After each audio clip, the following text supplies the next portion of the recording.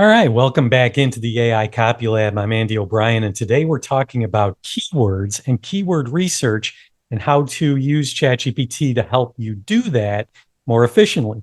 So, with keywords and search engine optimization, a lot of moving parts. So, we're not going to dive into the whole SEO thing in this video, but I will tell you that keywords really are the starting point. They're the straw that stirs the drink when it comes to SEO, generates all kinds of targeted traffic if you use them correctly in all areas of your marketing.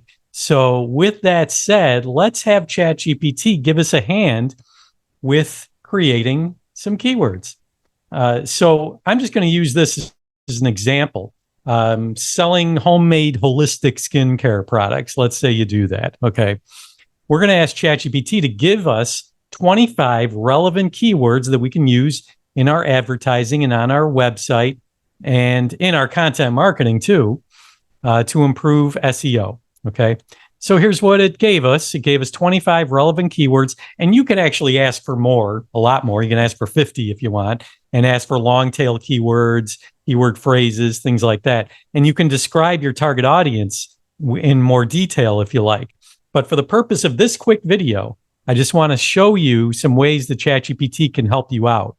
So it generated 25 relevant keywords, but that's not where the story ends. What we're going to have to do is go into a keyword research tool, and you can use any one you like. If you search on Google keyword research tool, there's all kinds on here. Google has one that's huge, so you may want to use that to verify and get the best ones, the hottest of these keywords, the ones that are the most popular, the ones that are generating the most traffic out there.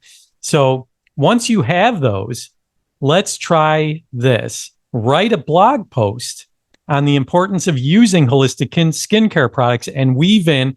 And what I did was I chose 6 of these keywords, and all I did was number them. 1, 4, 7, 12, 15, and 20. I just picked out a few numbers. And here's what it gave me. It gave me a blog post. And what it did was it put in bold the keywords. All right.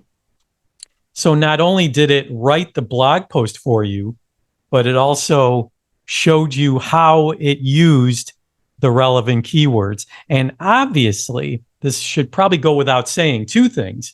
You don't want to cram your keywords into this stuff. All right, because search engines don't like that. They don't want you manipulating their algorithms, to force feed them keywords. You need to use them naturally as a smooth, organic process as you're writing your content.